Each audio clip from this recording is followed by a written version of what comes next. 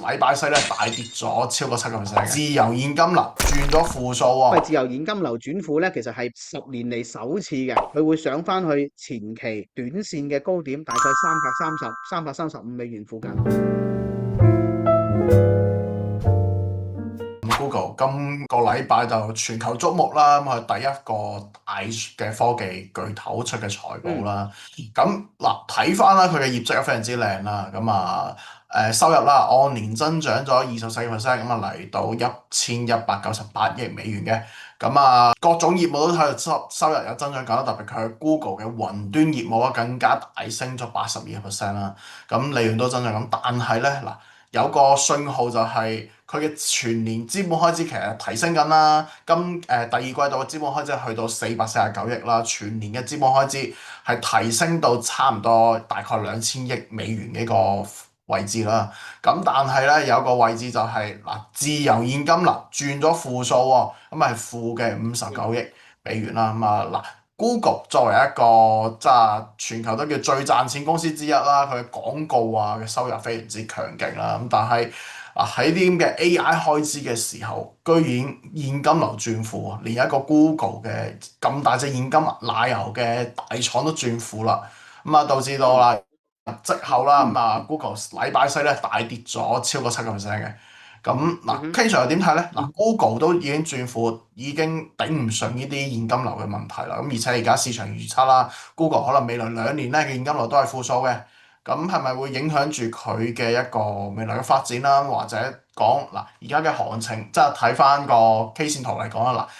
而家個價就跌破咗320蚊啦，最新收盤就319點幾啦。盤中最低咧，禮拜四係嚟到破315蚊嘅。咁係咪即係成個走勢話好似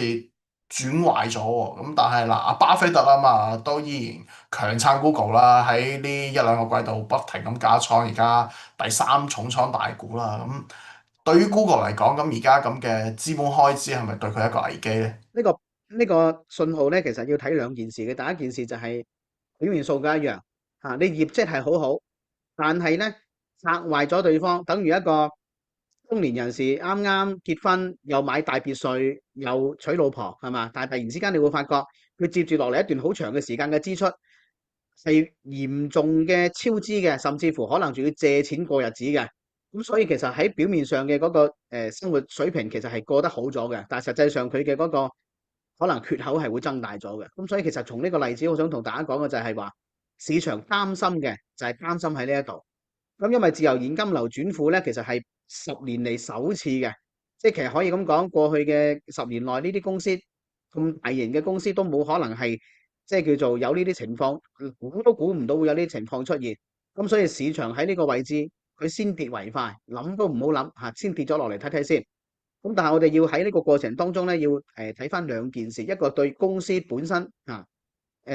究竟個預期利空係影響嘅情況係短期嘅，因為係中長期，我哋呢度係要有個根本性嘅判斷。咁同埋呢一件事背後咧，亦都係挖掘出一個邏輯，就係成個產業鏈，亦都係我哋之前有段時間講過嘅一個話題，可能會擔心嘅就係，因為成個美國而家對於成個 AI 嘅投資嘅總額咧，預期喺未來嘅幾年係會高達8萬億美金嘅。咁我之前已經同大家分享過呢一個大嘅方向觀點嚇，呢個叫做掘金潮咧，先發達嘅一定係賣水人嚇，賣錢人賣水人，咁肯定係一部分呢基礎算力嘅公司先發達先嘅，但係唔係所有嘅掘金人咧都可以發達嘅。咁甚至乎咧，因為成個市場嘅預期喺未來嘅5年內根本係提供唔到咁高嘅盈利嘅一個生意額。咁所以其實喺過去一段時間，我亦都同大家分享過呢啲對大週期嘅判斷。咁 Google 嘅呢一個信號咧，其實都係引發咗市場對於我前者講過嘅呢個大趨勢嘅擔心。咁甚至乎呢個大嘅擔心喺未來會有啲咩嘅唔好嘅引發嘅可能性咧？最大嘅引發就係話可能會令到好多資本公司會對於佢哋一路計劃開嘅未來3年持續投入增資嘅呢一部分會減少。呢個就係會對市場當中嘅一啲基礎固有收益嘅公司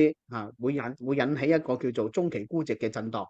咁但係對我哋而家又翻嚟啦，對翻 Google 呢個事件嘅睇法，我咧就搜索咗最新嘅一啲叫做對 Google 喺呢個叫做發布咗呢個相關嘅業績嘅質述之後咧，佢嘅 CEO 嘅最新嘅一啲講話同埋透露，咁 CEO 當中嘅一個叫做介紹就係而家成個叫做簽約率咧，其實係超咗客戶承諾嘅50%嘅。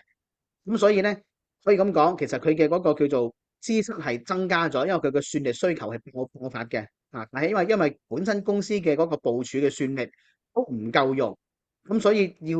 要喺呢個過程當中要加快同埋加大對於佢第三方算力甚至乎租用補充嘅一個可能性。咁所以喺呢個過程當中，